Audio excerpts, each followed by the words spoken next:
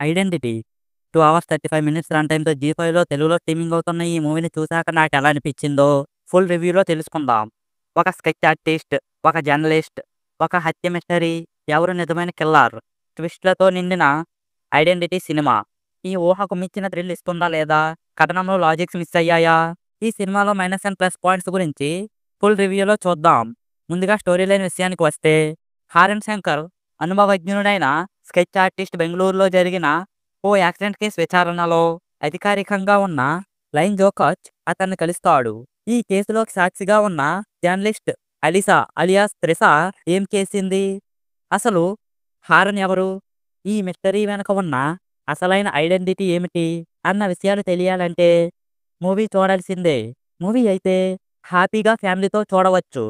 Adult content ఏమీ లేదు.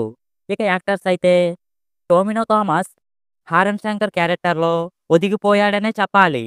OCD ఉన్న వ్యక్తిగా కనిపించినప్పటికీ తన మాస్ మేనరిజమ్స్, యాక్షన్ సన్నివేశాల్లో హైలైట్ అయ్యాయి. వినయ్ రామ్ మరోసారి విలన్గా ఆకట్టుకున్నాడు. డాక్టర్ సినిమా తర్వాత అతనికి మంచి క్యారెక్టర్ ఇది. త్రిష పాత్రకు స్క్రీన్ టైం తక్కువ. ఫస్ట్ హాఫ్లో మంచి ఇంపాక్ట్ కలిగించినప్పటికీ సెకండ్ హాఫ్లో ఆమె క్యారెక్టర్ను పూర్తిగా నిర్లక్ష్యం చేశారు. కానీ ఉన్నంతలో బాగా చేశారు. సినిమా మొదటి నుంచి విక్టరీ మైండ్తో సాగుతుంది. కథలో ఉన్న అనుస్య మలుపులు ఆసక్తిని పెంచుతాయి. హారన్ పాత్రలో టోబిన్ అద్భుతంగా నటించాడు. పాత్రలో అతను తీసుకున్న ట్రాన్స్ఫర్మేషన్ ఆకట్టుకుంది. కథలో కీలక మలుపులు త్రిష వల్లే వస్తుంది. ఆమె నటన ఆకట్టుకుంది కానీ తక్కువగా కనబడుతుంది. సినిమాటోగ్రఫీ, బ్యాక్గ్రౌండ్ మ్యూజిక్ ఇవి మూవీకి హైలైట్గా చెప్పవచ్చు. ఇవి మూవీకి ప్లస్గా చెప్పవచ్చు. సినిమాలో ఆసక్తికరమైన ట్విస్టులు ఉన్నప్పటికీ సినిమా కొద్దిగా స్లోగా ఉండటం, లాజిక్స్ మిస్ అయిన కమాండర్ ఎపిసోడ్, త్రిష పాత్రకు తక్కువ రన్ టైం ఇవ్వటం ఇవి మూవీకి మైనస్గా చెప్పవచ్చు. సో ఫైనల్గా ఐడెంటిటీ మూవీ ఒక స్టైలిష్ మిస్టరీ థ్రిల్లర్.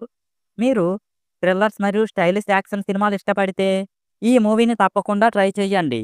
సో ఇది గాయ్స్ ఐడెంటిటీ మూవీ రివ్యూ.